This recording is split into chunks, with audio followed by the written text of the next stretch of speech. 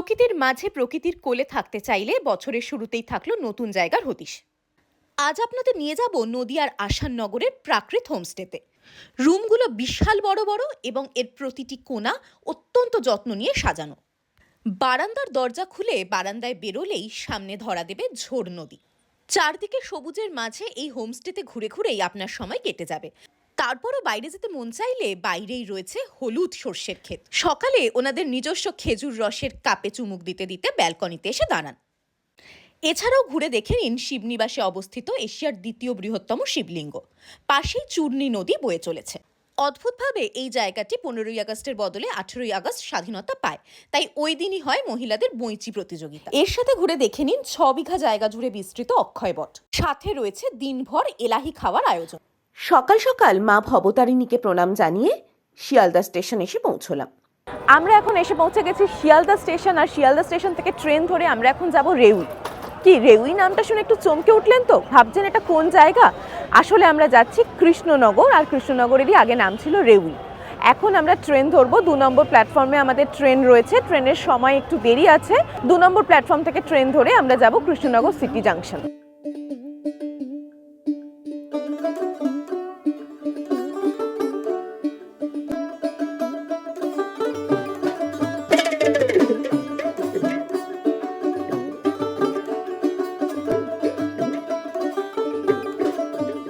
শিয়ালদা থেকে সকালের ট্রেন ছিল, ট্রেনে উঠেই একটু ঝুলুনি পাচ্ছিল, যা হয় সকালের ট্রেনে। তো ঝুলতে ঝুলতে আমরা আর মাত্র 3-3.5 ঘন্টার জার্নি করে এসে পৌঁছে গেছি কৃষ্ণনগর সিটি জাংশনে। বাইরে আমাদের গাড়ি দাঁড়িয়ে রয়েছে, আমরা এখন গাড়ি করে কৃষ্ণনগরকে ঘুরে দেখব। স্টেশনের ভেতরে বেশ কিছু স্ট্রিট ফুড স্টল রয়েছে, যার ডালপুরি বেশ জনপ্রিয়। চাইলে ট্রাই করে দেখতে পারেন।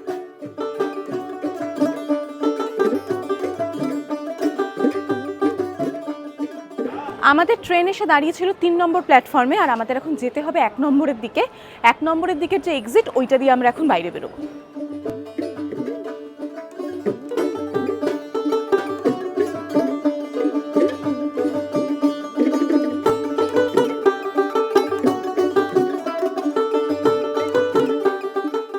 আমরা যেহেতু এসে গেছি প্রথম কৃষ্ণনগর, তাই আমরা শুরু করেছি কৃষ্ণনগরকে দিয়ে, মানে কৃষ্ণনগরকে আমরা ঘুরে দেখছি।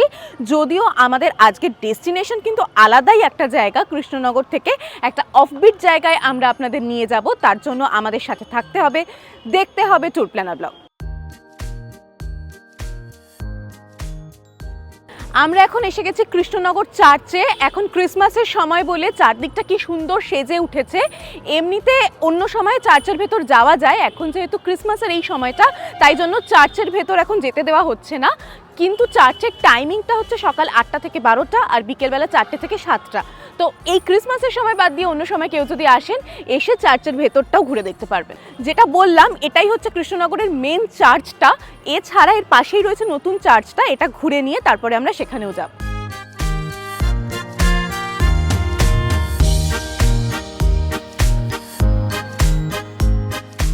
কৃষ্ণনগরে পৌঁছে আমরা মেন যে চার্চ সেটা দেখে নিয়েছি। ওই ওল্ড বা মেন যে চার্চটা, তার সংলগ্ন এই চার্চটা। এটা অপেক্ষাকৃত নতুন একটা চার্চ।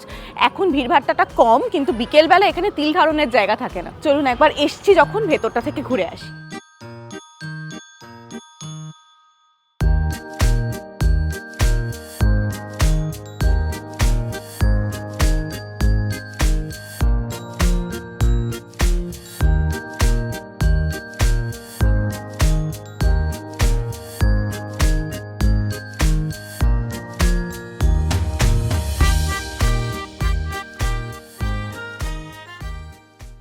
আমরা এবার রাজবাড়ির দিকে এগিয়ে চললাম। পাশে বয়ে চলা নদীর মতো এই অংশটি আসলে পরীক্ষা।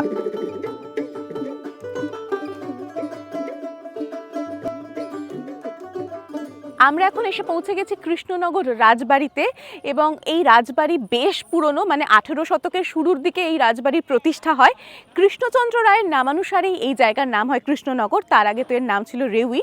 এই রাজবাড়িতে একমাত্র দুর্গাপুজো আর জগদ্ধাত্রী পুজো এই সময়তেই ভেতরে ঢোকা যায়, অন্য সময় দরজা বন্ধ থাকে। ঠিক যেমন এখন আমরা বাইরে থেকে কৃষ্ণনগর রাজবাড়িকে দেখে ঘুরে ফিরে যাচ্ছি, ওই দুটো সময় বাদে এসে ঘুরে দেখা যাবে না ভেতরটা। কৃষ্ণনগর রাজবাড়ি আরও একটা জিনিসের জন্য ভীষণ ফেমাস, সেটা হচ্ছে 12 দোলের মেলা। 12 দোল, ব্যাপারটা হচ্ছে দোলের পরে এই মেলাটা হয়, তাই 12 দোল। আর আশেপাশের 12টা গ্রাম থেকে গ্রামের যে দেবতারা তারা এখানে আসেন এবং এখানে একসাথে পূজিত হন, তাই জন্য 12 দোলের মেলা এখানে ভীষণ বিখ্যাত। রাজা কৃষ্ণচন্দ্র রায়ের নামটা উচ্চারিত হলেই আরেকটা নাম যেটা প্রথমেই মাথায় আসে সেটা হচ্ছে গোপাল ভাঁড়। গোপাল ভাঁড় ছিলেন রাজা কৃষ্ণচন্দ্র রায়ের সভাকবি এবং তার রাজসভার নবরত্নের একজন ছিলেন, মানে এক রত্ন ছিলেন তিনি। আর গোপাল ভাঁড়ের যে তাৎক্ষণিক বুদ্ধিমত্তা, তার গল্প তো আমরা প্রচুর শুনেছি, ছোট থেকে সেই সমস্ত গল্প শুনতে শুনতে আমরা বড় হয়েছি, তাই এখানে আসলেই সেই সমস্ত নস্টালজিয়া কাজ করে। আমরা এবার এসে গেলাম কৃষ্ণনগরের বিখ্যাত অধর মিষ্টান্ন ভাণ্ডারে। পাশাপাশি নতুন ও পুরনো দুটো দোকানই রয়েছে। আমরা বেশ কিছু সরভাজা ও সরপুরিয়া কিনে নিলাম। এবার আমরা ঘুর্নির দিকে এগিয়ে চললাম। কৃষ্ণনগর মানেই মাটির পুতুল, আর কৃষ্ণনগর ঘোরা ইনকমপ্লিট থেকে যাবে যদি আমরা ঘূর্ণির যেখানে মাটির পুতুল তৈরি হয় সেই জায়গাটা ঘুরে না দেখি। তো আমরা এখন রয়েছে ঘূর্ণিতে, পুতুল পট্টি আর কি যেটা, সেখানে। এখানে প্রচুর দোকান পরপর যেখানে বিভিন্ন রকমের মাটির মূর্তি রাখা রয়েছে।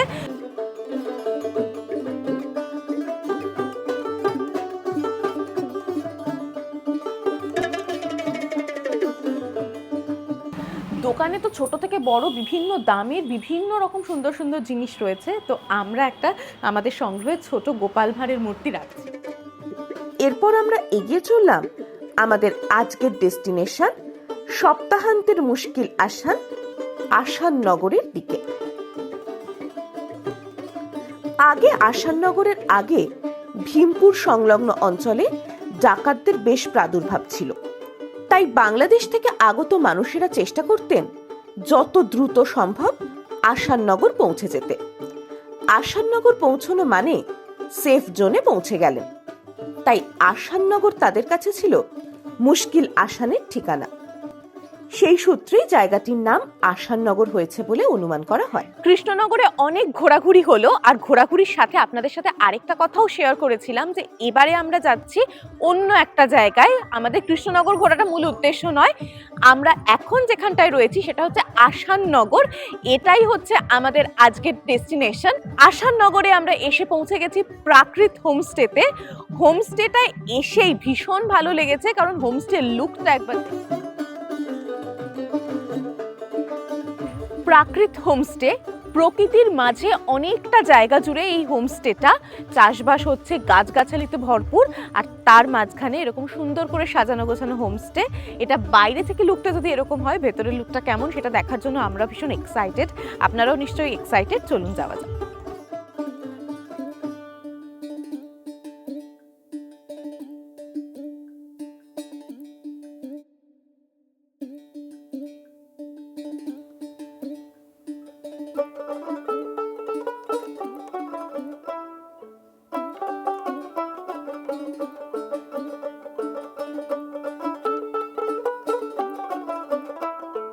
আমরা যখন সিঁড়ি দিয়ে ওপরে আসছি, সিঁড়িটাও তাক লাগানো, মানে সিঁড়িটাও এত সুন্দর করে ডিজাইন করা, তাই প্রত্যেক সময়তে মনে হচ্ছে এর পরে আরো কি আমাদের জন্য অপেক্ষা করছে। তাই এখন আমি আগে দেখতে চাইছি যে রুমটা কিরকম আর কি কি চমক অপেক্ষা করছে এই প্রাকৃত হোমস্টেতে।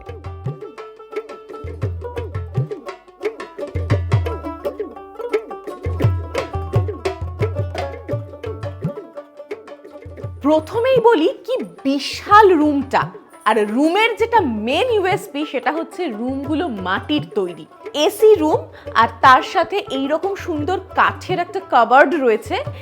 আয়নাটা যেটা তার পাশটাতেও কিরকম আলপনা করা খুব সুন্দরভাবে। এইরকম সুন্দর একটা বিছানা, আর বিছানায় এই যে কাঁথাটা পাতা আছে দেখছেন, এটা কিন্তু এখানকার মহিলা, তারাই এই কাঁথা বোনেন। কাঁথার ধরনটা একটু অন্যরকম, কিন্তু দেখতে বেশ সুন্দর। এদিকটায় রয়েছে একটা সোফা, আর এখানে এরকম সুন্দর একটা টেবিল, যেদিকে বসে বাইরে তাকালে এখন যে ভিউটা সেটা হচ্ছে প্রান্তরের পর প্রান্তর হলুদ হয়ে রয়েছে শুধুমাত্র সর্ষে ফুলে। এদিকটা রয়েছে বারান্দা, জানলা দিয়েই তো খানিকটা ভিউ পাচ্ছি, কিন্তু এই আধা ভিউতে মন ভরছে না, তো মনে হচ্ছে বারান্দায় বেরিয়ে পুরো ভিউটা দেখি।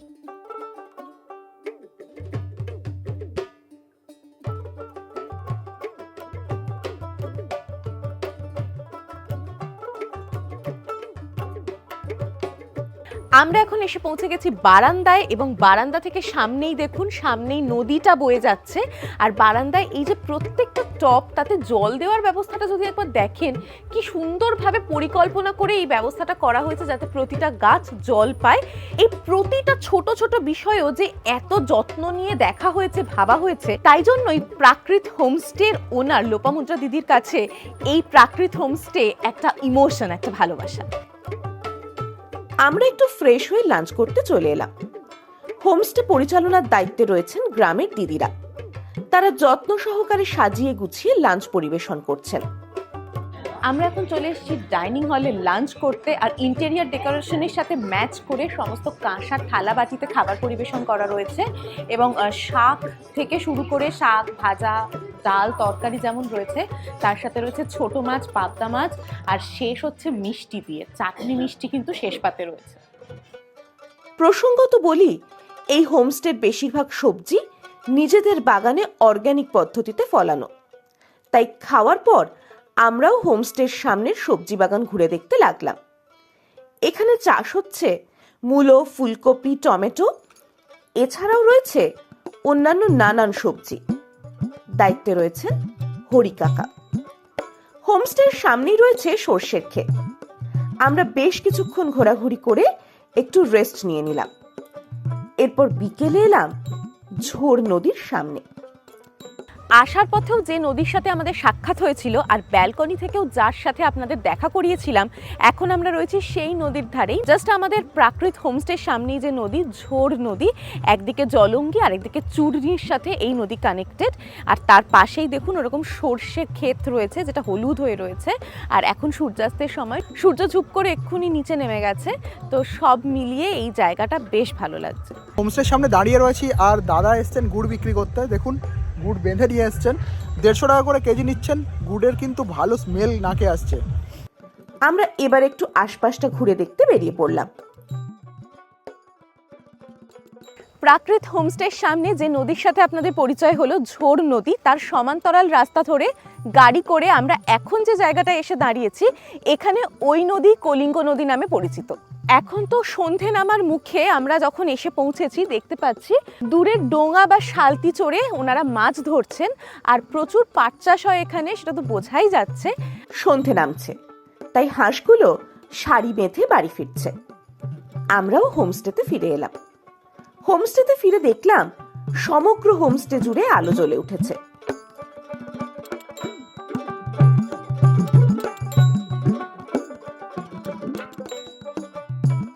দুপুরের ঘোরাঘুরির পর সন্ধেবেলা রুমে এসে যখন মনে হচ্ছে এই একটুখানি টুকটাক কিছু দিয়ে মুখটা চললে ভালো হতো, সেই সময়তেই সামনে এসে হাজির মুড়ি মাখা, আর সাথে গরম গরম বেগুনি। এই দেখুন, মুড়িটা বেশ সুন্দর করে তেল চানাচুর দিয়ে মাখা, আর গরম গরম বেগুনি, আর তার সাথে যোগ্য সঙ্গত এই রকম একটা বেতের ঝুড়ি টাইপের একটা কন্টেনারে মুড়িটা দেওয়া হয়েছে। কি সুন্দর লাগছে বলুন, এই বেতের ঝুড়িটা যেন এই পুরো যে অ্যাটমসফিয়ার, এই পুরো যে ডেকোরেশন, তার সাথে যোগ্য সঙ্গত দিচ্ছে। মুড়ি মাখা খেয়ে নিচে এসে দেখলাম হোমস্টের সামনে চিকেন বারবিকিউয়ের প্রিপারেশন চলছে।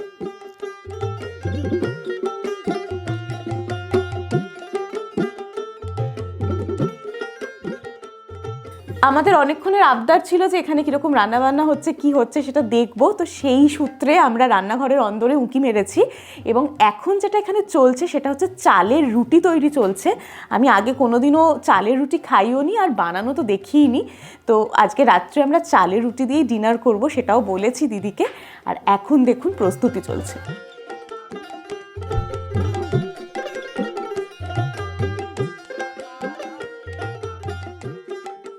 মাটির উনুনে কাঠের জালে চালের রুটি প্রস্তুতি চলছে, একদম ধপধপে সাদা চালের রুটিগুলো, আর খেতেও নাকি ভারী সুন্দর। সেটা তো আর একটু বাদে বুঝতে পারবো, এখন থেকে খিদেটা যেন বেড়ে যাচ্ছে সেটা শুনে। সন্ধেবেলায় আমরা নিচে গেছিলাম, সেখানে কিন্তু হচ্ছিল বারবিকিউ চিকেনের ব্যবস্থা। আর এখন সেই বারবিকিউ চিকেন তৈরি হয়ে গেছে আর চলে এসছে এখানে আমাদের রুমে। আমি এখন বারবিকিউ চিকেনটা টেস্ট করে দেখব। খুব ভালো বানিয়েছে, সাজানোটা যেরকম মন কেড়ে নিয়েছে, টেস্টটাও সেরকমভাবেই অসাধারণ। এরপর আমরা রুমে একটু রেস্ট নিয়ে নিলাম। ডিনারের ডাক পড়তে নিচে ডাইনিং হলে এলাম। এখানে কিন্তু প্লাস্টিকের ব্যবহার একেবারেই হয় না, তাই রুটি রাখার ক্যাসারোলটাও সুন্দর কাঠের তৈরি। এখন ডিনার টাইম, আর আমরা আবার সবাই জড়ো হয়েছি ডাইনিং হলে।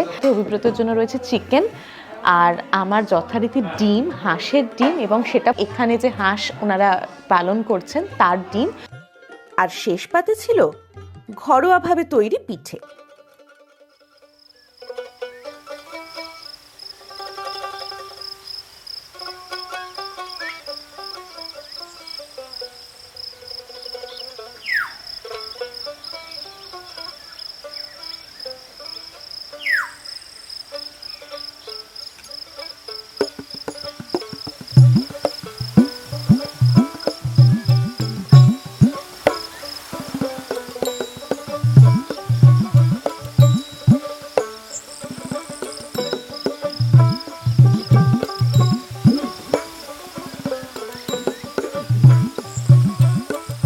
শীতের সকাল, এখনো সূর্য সেভাবে ওঠেনি, আর চারদিকে পুরো সবুজ গাছগাছালি, তার জন্য একটা ঠান্ডা হাওয়া দিচ্ছে। আমরা বেশ চাপাচুপি দিয়ে বেরিয়ে পড়েছি। হোমস্টে ঠিক পিছনটাতেই আমরা চলে এসেছি। ওই যে আমাদের হোমস্টে, প্রাকৃত হোমস্টে, আর তার পিছনে এই জায়গাটা। চারদিকে এরকম সবুজ দেখলে চোখ এবং মন দুটোরই শান্তি। আমি যেখানটায় দাঁড়িয়ে আছি, চারপাশে এই যে গাছগুলো হয়ে আছে, এগুলো এত দেখতে সুন্দর লাগছে। এগুলো সব গাজর গাছ। ওইখানটায় গাঁদা ফুলের চাষ হয়েছে সার বেঁধে, আর দূরে যত দূর দেখা যাচ্ছে পুরো হলুদ যে প্রান্তরগুলো, সেখানে সব সর্ষের চাষ হয়েছে। এছাড়াও নানান রকমের সবজির চাষ হয়েছে। আস্তে আস্তে দেখেছি, আপনাদের সাথে একটু বাতে শেয়ার করছি।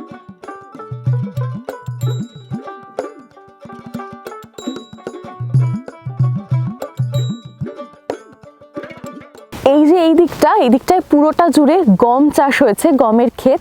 আর এখন শীতকাল বলে তার উপরে শিশির পড়েছে প্রত্যেকটা গাছের পাতার ওপর। এত সুন্দর দেখতে লাগছে। চাষের জমিতে ঘোরাঘুরি করে আমরা হোমস্টেতে ফিরে এলাম।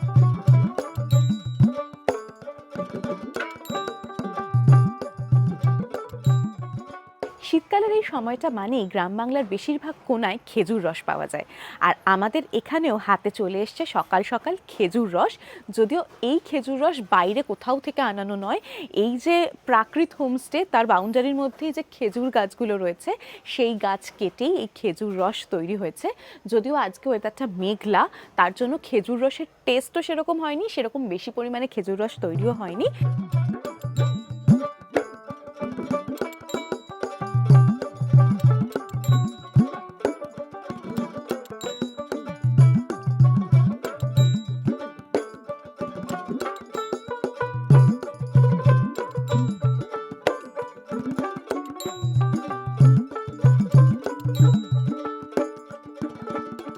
প্রকৃতির মাঝামাঝি, প্রকৃতির কাছে একটা উইকেন্ড কাটানো। ব্রেকফাস্ট এসে গেছে। ব্রেকফাস্টে রয়েছে গরম গরম ফুলকো লুচি, আর সাথে সাদা আলুর তরকারি বোঁদে। আর এই যে শাঁখালু দিয়েছেন, এটাও ওনাদের ফার্মের, অর্গ্যানিক ফার্মিং হয়, সমস্ত কিছু ওনাদের ফার্মের। আর কৃষ্ণনগরের ওপর দিয়ে কালকে যখন আমরা এসছি, তখন অধরের সরপুরিয়া সরভাজা, এটা ছাড়া তো ভাবাই যায় না। সেটা মাথায় রেখে আমাদের সামনে এসে হাজির সরপুরিয়া সরভাজা। আর এসেছে কিসে দেখুন, এই সুন্দর একটা কাঠের কন্টেনারে।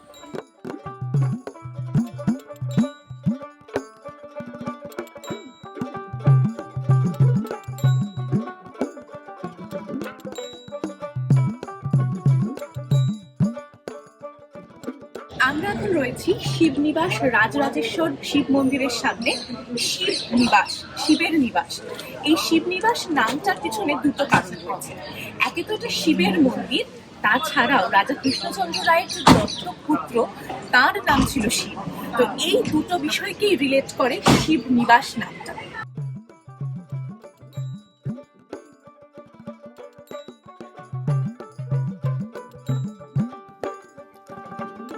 এখানে পাশাপাশি দুটি মন্দির রয়েছে। রাজরাজেশ্বর মন্দিরে এশিয়ার দ্বিতীয় বৃহত্তম শিবলিঙ্গ আছে বলে মন্দির কমিটি থেকে বোর্ড টাঙানো হয়েছে। শিবনিবাসে এসে প্রথম ঘুরে দেখলাম এশিয়ার দ্বিতীয় বৃহত্তম শিবলিঙ্গ। আর এখন আমার পিছনে যে মন্দিরটা রয়েছে, এটা রাম সীতা মন্দির। এটাও রাজা কৃষ্ণচন্দ্র রায়েরই নির্মিত। এটা এখন নতুন রং করা হয়েছে, রেনোভেশন হয়েছে, দেখতে বেশ সুন্দর লাগছে তার জন্য। পাশেই রয়েছে চূর্ণী নদী। আমরা সেদিকে এগিয়ে চললাম। এই অঞ্চলের একটা ইন্টারেস্টিং ফ্যাক্ট হলো, সমগ্র ভারতবর্ষ যখন 15ই আগস্ট 1947-এ স্বাধীন হয়, সেই সময় এই অঞ্চল ছিল ইস্ট পাকিস্তানের অন্তর্গত। পরে 18ই আগস্ট 1947-এ এই জায়গা ভারতবর্ষের সঙ্গে যুক্ত হয়। তাই এখানে 18ই আগস্ট স্বাধীনতা দিবস পালন করা হয় এবং সেই উপলক্ষে মহিলাদের নৌকা বাইচ প্রতিযোগিতা হয় এখানে। আমরা এখন দাঁড়িয়ে আছি চূর্ণী নদীর ওপর, এরকম বাঁশের সাঁকোর ওপরে। রাজা কৃষ্ণচন্দ্র রায়ের রাজত্বকালে বারবার বর্গীহানায় তিনি যখন বিপর্যস্ত, সেই সময়তে তিনি সিদ্ধান্ত নেন যে কিছু দিনের জন্য তার রাজধানীটা শিবনিবাসে তিনি স্থানান্তর করবেন। তার পিছনে একটা কারণ অবশ্য ছিল, তার কারণ হচ্ছে এই চূর্ণী নদী এটা একটা ন্যাচারাল পরীক্ষার মতন কাজ করছিল, আর মাঝখানে শিবনিবাস ছিল একটা আইসোলেটেড আইল্যান্ডের মতন। তার ফলে বর্গীহানাকে অনেকটাই প্রতিহত করা যেত।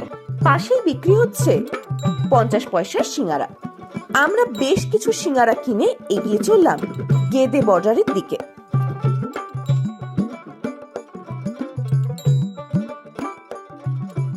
আমরা এখন এসে পৌঁছে গেছি গেদে বর্ডারে। এটা হচ্ছে ভারত বাংলাদেশ বর্ডার। বর্ডারে আসলেই একটা কীরকম অন্যরকম অনুভূতি হয়। মাঝে একটা কাঁটা তারের ব্যারিয়ার, যেটা দুটো দেশকে আলাদা করে ফেলেছে। কত রকম প্রোটোকল, কত রকম নিয়ম কানুন, যে কারণে চাইলেও ওই দেশে যাওয়া যায় না। কিন্তু দু দেশের মানুষেরই ভাষা এক, বাংলা, কিন্তু তার মাঝখানে কত রকমের বেড়াজাল। পাশেই রয়েছে গেদে স্টেশন। ভারত বাংলাদেশের মৈত্রী এক্সপ্রেসের দেখাও মিলল এখানে।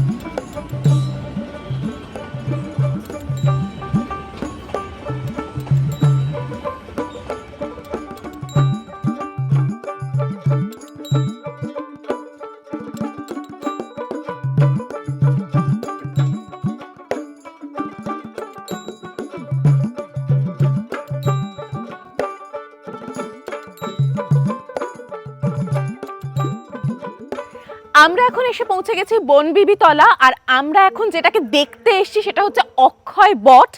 এই যে বট গাছ, হিসেব করে দেখা গেছে যে মোটামুটি এর বয়স 1000 বছর তো হবেই, যার মূল গুঁড়িটা এখন আর নেই। কিন্তু এই যে চারদিক জুড়ে যা দেখতে পাচ্ছেন, এগুলো সব তার শাখা প্রশাখা, বটগাছের ঝুড়ি।